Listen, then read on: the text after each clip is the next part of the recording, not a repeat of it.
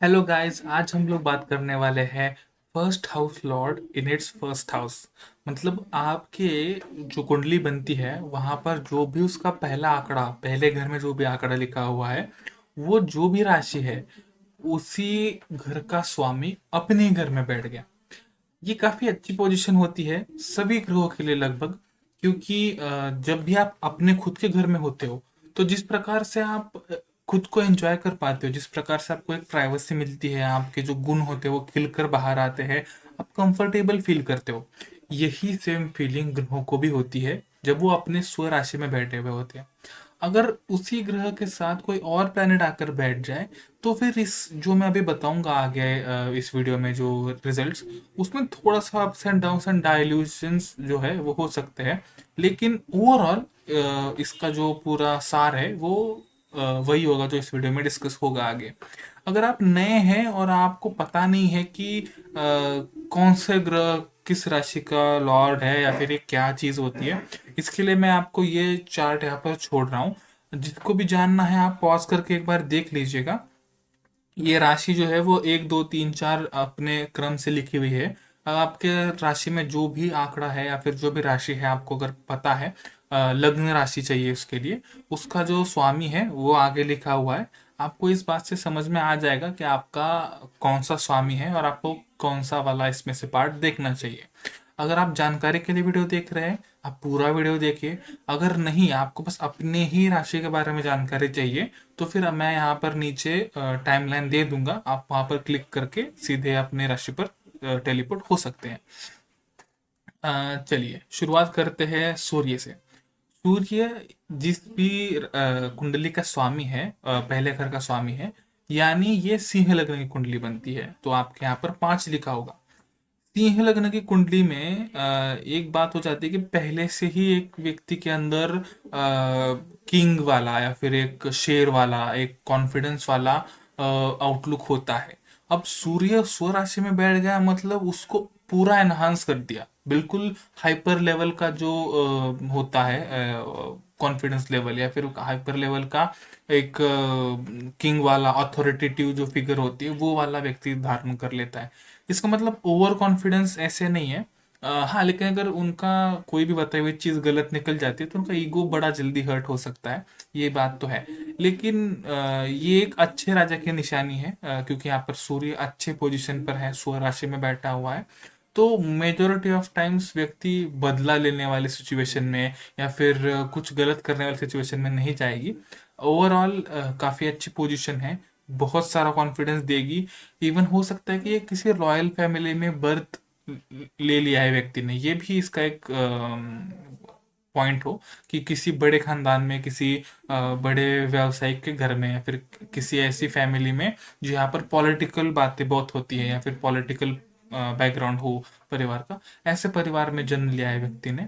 अगर ऐसा ना भी हो तो भी इस व्यक्ति का ऑरा ऐसा होगा जो कि डोमिनेटिंग एक तरीके से होगा। लोग इनको राजा की तरह ही ट्रीट करते हैं, देखते हैं, या फिर रानी की तरह ट्रीट करते हैं अगर विमेन है तो। इनके जो बातें हैं या फिर जो गाइडेंस है वो लिया जाता है। ऑल्दो गाइड काफी अच्छे नहीं हो सकते ये, लेकिन एक लीडर क्वालिटी में कहूंगा इनके अंदर होती है। आगे बात करते हैं हम मून के बारे में। कर्क लग्न जो है वो पहले से ही एक प्रकार से मैं कहूंगा सौम्य लग्न है या फिर एक इमोशनल टच उसमें है। अब आप उसमें मून को पहले घर में ऐड कर दो, ओवर इमोशनल पर्सन बन जाता है। काफी ज्यादा जल्दी इनको दुख पहुंच सकता है, काफी जल्दी हर्ट हो जाते हैं। लेकिन उतना ही ज्यादा मतलब जो कर्क राशि का जो साइन है, केकड़ा, वो जो एक केकड़े की पकड़ होती है जिसको हम कैंसर की पकड़ बोलते हैं। एक कैंसर बीमारी भी है, मौत के बाद भी साथ नहीं छोड़ती है, ऐसी बीमारी है। तो वो उस प्रकार अपना एक बार कोई डिसीजन बना लिए, कोई एक बार मन बना लिए, तो फिर उनका पीछे हटने का कोई चांस नहीं है। वो फिर उसी दिशा में बढ़ेंगे। जितना उनको रोकने की कोशिश होगी उतना उनका कॉन्फिडेंस और बढ़ता जाएगा और वो एक किसी बड़े अच्छे मुकाम पर पहुंच पाएंगे। स्टेबल माइंड रहता है तो आप होप कर सकते हैं कि अच्छे मार्क्स या फिर अच्छा करियर क्योंकि स्टेबल माइंड से ही ये चीज़ें अचीव होती है। तो फिर ये काफ़ी ज़्यादा पॉसिबिलिटी है कि व्यक्ति काफ़ी अच्छी सोच रखती है, मदद की भावना रखती है, और काफ़ी अच्छा इंटेलिजेंट, मैं कहूँगा एक प्रकार से माइंड है उनका। ये चीज़ें देखने को मिलती है। एक चीज़ हो सकती है कि थोड़ी सावली हो व्यक्ति, लेकिन चंद्रमा के साथ सुंदरता भी बहुत आती है। तो नाक नक्शे बड़े अच्छे हो सकते हैं, लेकिन काफ़ी केसेस में आपको सावली व्यक्ति मिलेगी। ऐसा नहीं है कि काला ही रंग होगा, हो सकता है कोई गोरे व्यक्ति का भी फर्स्ट हाउस में चंद्रमा हो, लेकिन मेजोरिटी ऑफ टाइम ज़रा सा सावला रंग और काफ़ी अच्छे एट्रीब्यूट्स ऑफ फेस ये हो जाते हैं। आगे बात करते हैं मर्क्यूरी की। अब यहाँ से जो है दो ऐसे ग्रहों का बात होगी जो दो राशियों के स्वामी हैं। जैसे अब मकर जो है, मर्क्यूरी जो है वो मिथुन लग्न का स्वामी है, साथ ही साथ वो कन्या लग्न का भी स्वामी है। तो अगले पार्ट में हम लोग कन्या लग्न की बात करेंगे। अभी मर्क्यूरी विथ मिथुन ये बात कर लेते हैं। अब अगर मिथुन राशि में मरक्यूरी बैठता है, वो भी पहले घर में, तो बहुत ज्यादा एरियल व्यक्ति हो जाती है, चंचल हो जाती है। साथ ही साथ इसको एक राजकुमार वाला टच आ जाता है ना। वो एक राजकुमार वाली या फिर राजकन्या वाली जो सिचुएशन होती है कि कोई तो एक और अथॉरिटी है, उनके ऊपर इनका काम काफी अच्छा चल रहा है, या फिर उनकी वजह से इनको काफी ज्यादा वैल्यू ऐड हो जाती है। वो वाली सिचुएशन हमें देखने को मिल सकती है। साथ ही साथ अगर आपका मिथुन लग्न है, तो उस केस में आपका मम्मी जो है, आपकी मॉम जो है, उनके वजह से आपके लाइफ में बड़ी वैल्यू ऐड होगी। साथ ही साथ प्रॉपर्टी वगैरह भी उससे काफ़ी अच्छी आ जाएगी, काफ़ी अच्छी पोजीशन में होगा। तो ज़मीन से रिलेटेड या फिर सोने से रिलेटेड जो भी बिजनेसेस वगैरह होंगे, वहाँ पर आपको बहुत अच्छा सक्सेस देखने को मिलेगा। साथ ही साथ बहुत ज़्यादा बातूनी व्यक्ति होगी, बहुत ज़्यादा बात करेगी, अच्छी कॉमेडी कर सकती है, जो अच्छा भाषण कर सकती है व्यक्ति। तो ये जो क्वालिटीज़ है वो इनबॉर्न हो सकती है। मैथ्स वगैरह काफ़ी अच्छा होगा, है ना। टेक्निकल नॉलेज बहुत अच्छा होगा, specifically data collection, data entry, या फिर डिज़ाइनिंग वगैरह, ये जो फील्ड है वो बहुत अच्छे इस व्यक्ति के लिए होते हैं। अब बात करते हैं कन्या लग्न की। कन्या लग्न में जो एक हंसी मजाक वाला जो पार्ट था, या फिर जो फनी होने वाला, एरियल होने वाला जो पार्ट था, वो आउट ऑफ द विंडो चला जाता है। अब देख, थोड़ी ज़्यादा सीरियस है, लॉजिकल थिंक करती है, लॉजिकल बात करती है। हो सकता है कि बात बहुत ज़्यादा करती हो, लेकिन लॉजिकल बात करना पसंद है, ठीक है। ऐसे नहीं है कि कुछ भी हवा में जोक मजाक मस्ती कर दिया, ये ज़रा सा कम हो जाएगा। टाइमलेस कॉमेडी नहीं आ पाएगी, टेक्निकल बहुत ज़्यादा हो जाएगा। मैथमेटिकली काफ़ी स्ट्रांग होने के चांसेस हैं यहाँ पर। दूसरे ग्रहों का भी इफेक्ट आता है, लेकिन मेजोरिटी ऑफ यही है। अब यहाँ पर क्या हो जाता है, मिथुन राशि जो है वो 10वें घर में चली जाती है।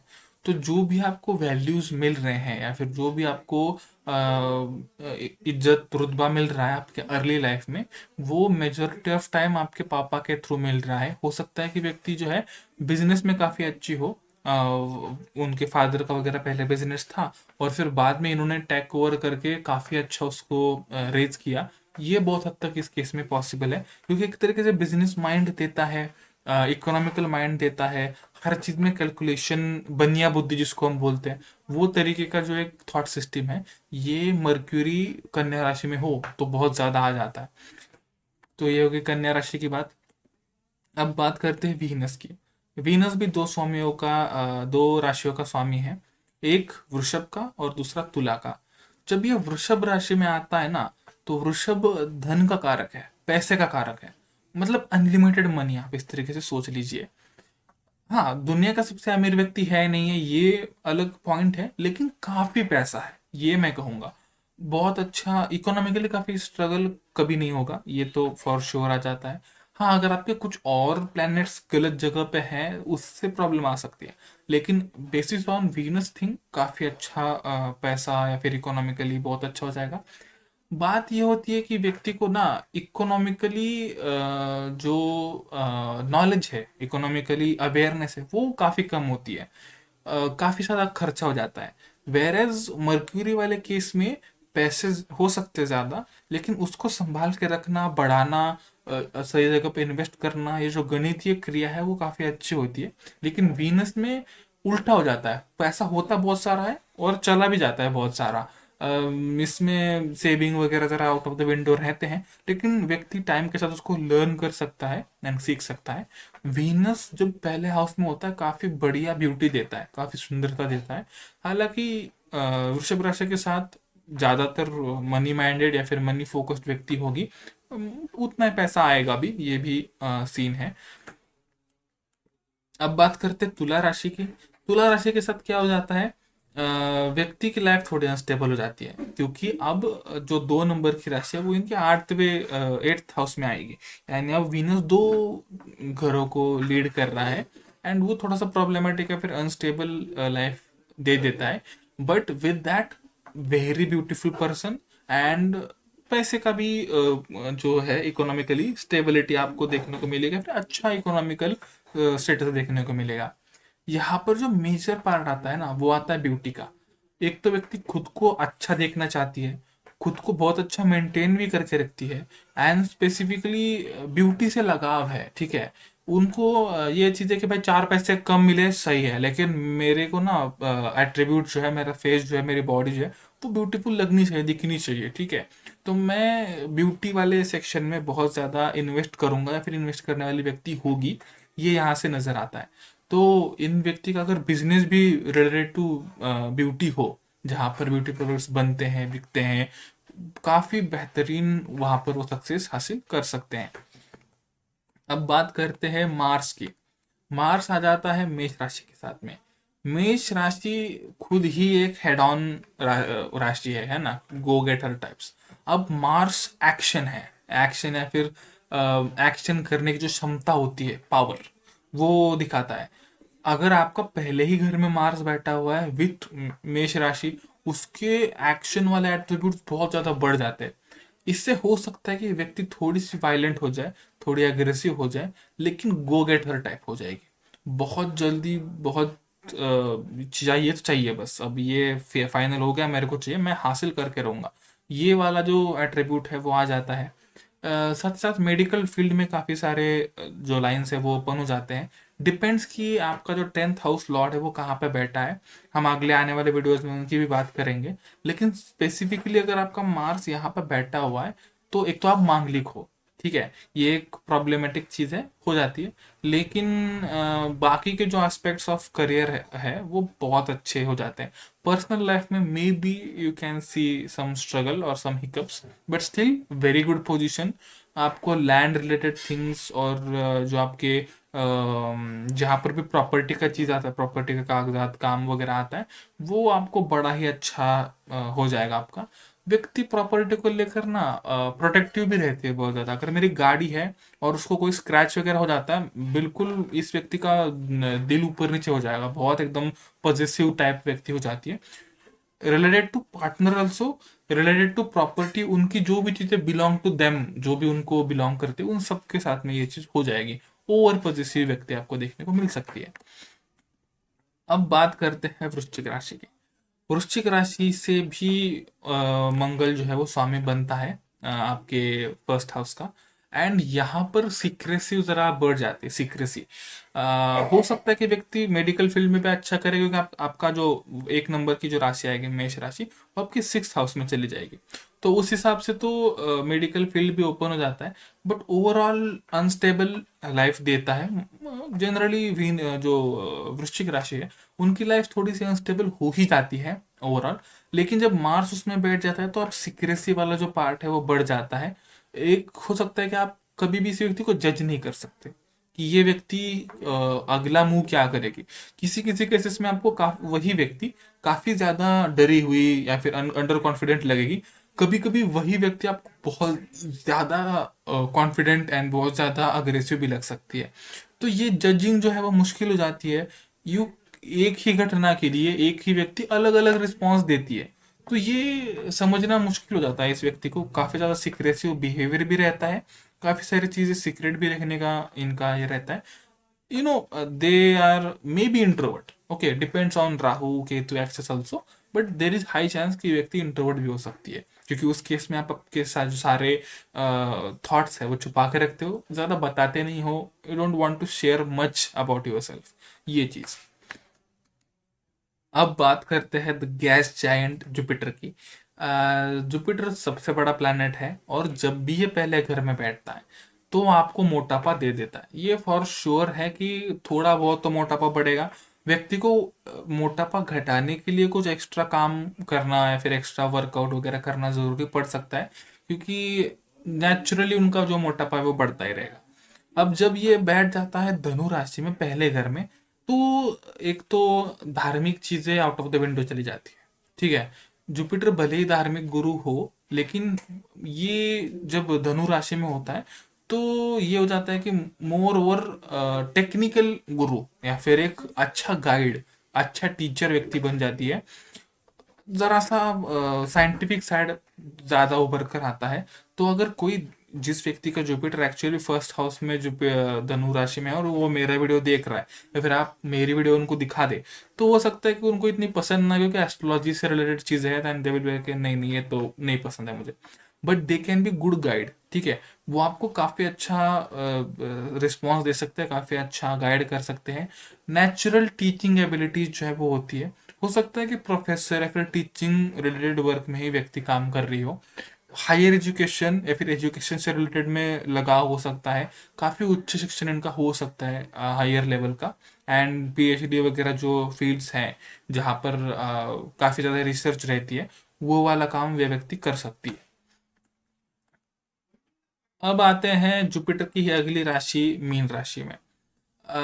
यहाँ पर क्या हो जाता है, जरा सा लॉजिकल और साइंटिफिक पार्ट विंडो से बाहर चला जाता है, लेकिन धार्मिक पार्ट जो है वो यहाँ पर हाइपर धार्मिक बन जाता है। ये गुरु टाइप की व्यक्ति हो सकती है कि जो धार्मिक टाइप से गाइड करे आपको।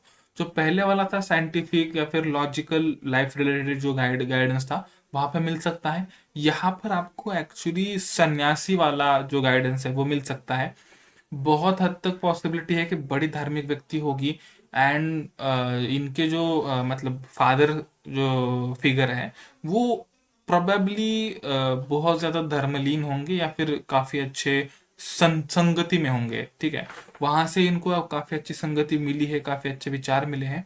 एंड एक पाप भीरु व्यक्ति आप इसको बोल सकते हैं कि अगर मैंने ये कर दिया तो ये हो जाएगा। ये जो थोड़ा सा डर है बुरे कर्मों को लेकर के, वो व्यक्ति के अंदर बढ़ता हुआ आपको नजर आएगा।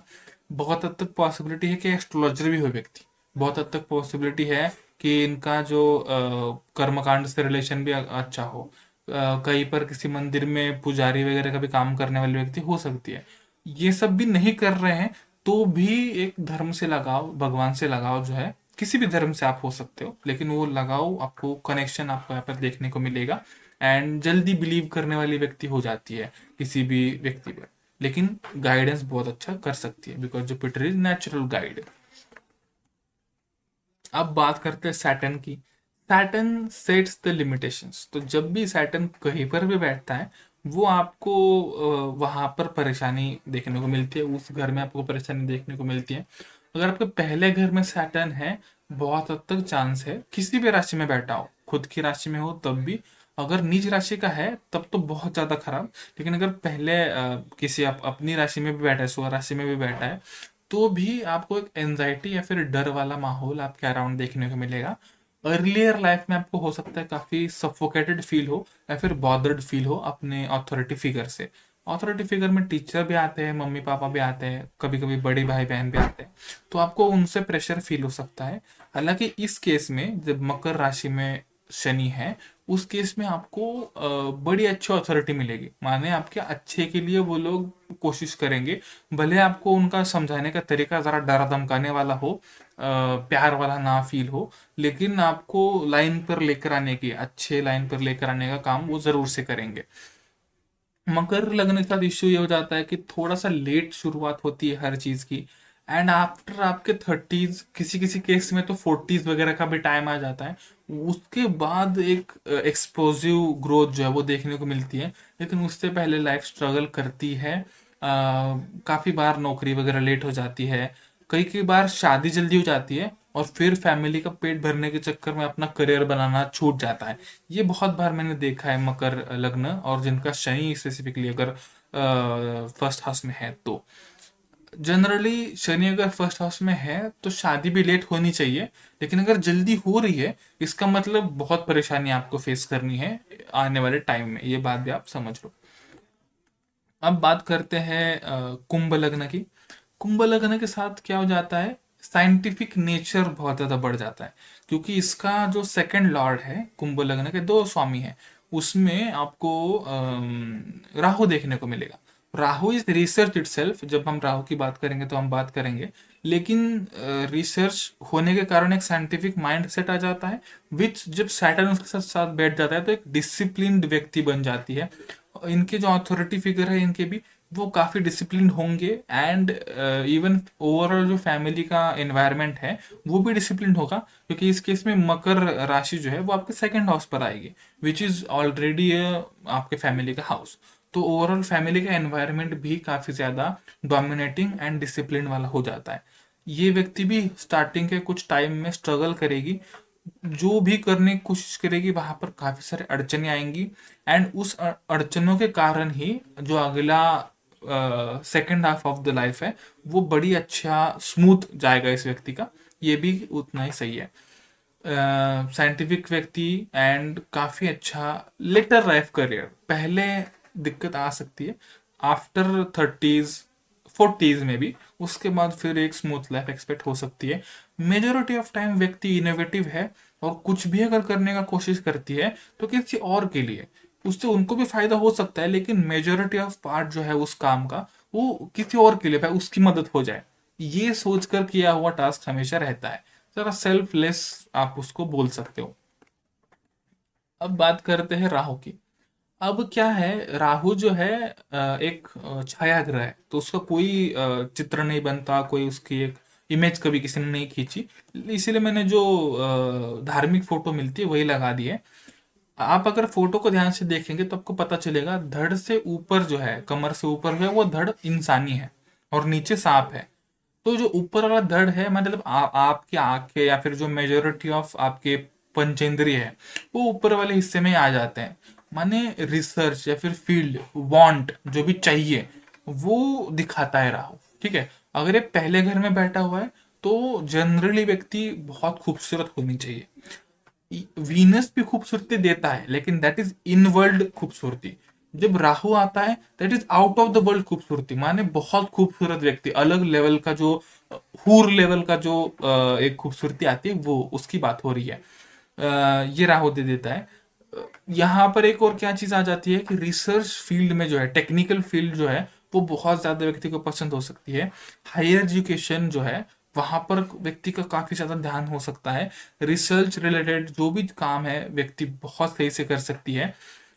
यहाँ पर एक और एंगल आता है जो रिसर्च से रिलेटेड है, पुलिस बनना, या फिर किसी रॉ जैसी एजेंसी में काम करना, जहाँ पर वो लोग ढूंढते रहते हैं या फिर सर्च करते हैं, कभी कभी बॉम्ब फाइंडिंग वगैरह जो स्क्वाड होती है वो वाला भी है, वहाँ पर भी सर्च है, ढूंढना है। ये जो ढूंढने का जो प्रोसेस है पूरा, जिस भी फील्ड से रिलेशन में आए वहां पर ये व्यक्ति कार्यरत हो सकती है, फिर वो स्किल्स व्यक्ति में होंगे, ये हम बोल सकते हैं। अब बात आती है केतु की। अगर आप केतु को देख रहे हैं तो यहाँ से धड़ से ऊपर वाला सांप है, गर्दन से ऊपर वाला, और जो धड़ है वो इंसानी है। इसके साथ प्रॉब्लम क्या आ जाती है, जब भी केतु जो है वो एक तरीके से इग्नोरेंस दिखाता है, क्योंकि आपके जो पंचेंद्रिय वो तो चले गए, यहाँ पर सिर्फ टच या फिर फील पे काम हो रहा है, एक्चुअली वो पार्ट एक्टिव है। यानी जो भी व्यक्ति का काम होता है वो अंदाजे पे होता है या फिर इग्नोरेंस पे होता है, हो गया तो हो गया। ये वाला जो पार्ट है वो बड़ा हो जाता है जहां पर भी केतु बैठता है। अब इस केस में तो पहले घर में बैठ रहा है, यानी खुद की तरफ इग्नोरेंस, बिल्कुल व्यक्ति खुद की तरफ ध्यान ही ना दे, ये वाली बात हो सकती है। इससे सेल्फलेस व्यक्ति का एक तैयार हो जाती है मेंटेलिटी। लेकिन अगर इसी के साथ अपने वृश्चिक राशि में ही अगर चंद्रमा बैठ जाए तो फिर ये डिप्रेसिव पोजीशन बन जाएगी बहुत ज्यादा, क्योंकि एक तो सेल्फलेस व्यक्ति हो गई, एंड मातृदोष भी इसमें आ गया, ओवर इमोशनल हो गई with moon in the bad situation. तो ये प्रॉब्लमेटिक है। हालांकि हम सिर्फ केतु की बात कर रहे हैं, तो इसके लिए सबसे पहले आपको मंगल की पोजीशन जानना बहुत जरूरी है। अगर मंगल अच्छी पोजीशन में बैठा हुआ है, स्वराशि में बैठा हुआ है, तो आपको डॉक्टर की जो फील्ड्स है, रेकी हीलिंग जो है वो ओपन हो जाएगी। बड़ा इम्यून सिस्टम व्यक्ति का अच्छा हो जाएगा अगर डॉक्टर फील्ड में उतरती है व्यक्ति। जब तक डॉक्टर फील्ड शुरू ना करे, हो सकता है कि कोई बीमारी आपके पीछा कर रही हो, या फिर आप बीमार हो उस बीमारी से जिसका कोई, हो सकता है कि आपको कोई ऐसी बीमारी फेस करें आप आपके अर्लियर लाइफ में, जिसका कोई आपको आंसर नहीं मिलता। कभी कभी पेट वगैरह में दर्द होता है और आप उसका सीटी स्कैन करो, कुछ भी करो, कुछ आउटपुट नहीं आता, बस दर्द हो रहा है, प्रॉब्लम तो है लेकिन क्यों है, क्या है, उसका कुछ बेसिक्स पता नहीं चलता। ये Ketu in the first house की सिचुएशन है। अगर आप मेडिकल फील्ड में उतरते हो तो ये चीजें आपसे दूर हो जाएंगी, फार्मेसी भी चल जाएगी, आपको काफी हद तक रिलीफ मिलेगा आपके खुद के फिजिकल इश्यूज से, okay, even somewhat mental issues से भी। लेकिन वृश्चिक राशि के साथ लग्न के साथ आपका जो सिक्रेसी नेचर है वो बना रहेगा, अनस्टेबिलिटी भी बनी रहेगी।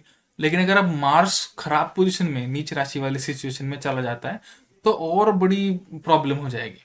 उस केस में बिल्कुल आप पेशेंट ही बन जाओगे, ये तो श्योर है, हॉस्पिटल आपसे छूटने वाला नहीं है। साथ ही साथ बड़ा अनस्टेबल लाइफ चला जाएगा, बहुत ज़्यादा प्रॉब्लम्स आएंगी, हर चीज़ में एक हिकअप आ ही जाएगा, ये बहुत परेशानी वाली सिचुएशन हो जाएगी। लेकिन केतु ऑल ओवर अगर फर्स्ट हाउस में है, स्व राशि में है, तो अच्छा पोजीशन देता है। धार्मिक साइड, कर्मकांड वाली साइड, ब्लैक मैजिक, या फिर जिस भी चीज़ में साइंस का बिलीव नहीं है, राहु पूरी तरीके से साइंटिफिक हो गया, अभी उसका दूसरा छोर है। तो जो भी अनसाइंटिफिक चीजें हैं जिसको साइंस मानता नहीं है, उस फील्ड में बहुत ज्यादा व्यक्ति का बिलीव हो सकता है, या फिर बहुत ज्यादा व्यक्ति उस फील्ड में हो सकता है कि उसी में इसका करियर भी हो। ठीक है, कोई तंत्र मंत्र देने वाले बाबा वगैरह वो भी काफी हद तक इस फील्ड में वर्कआउट हो सकते हैं। रिसर्च फील्ड में भी काम हो जाता है। केमिकल वाला जो फील्ड होता है, केमिकल में रिसर्च करने वाला, वो यहाँ पर ओपन हो जाता है आपके लिए। तो फाइनली ये सारे हमारे ग्रह थे। अगली वीडियो में हम इसी प्रकार का अगला हाउस लेकर आएंगे। Thanks for watching and please subscribe, like the video.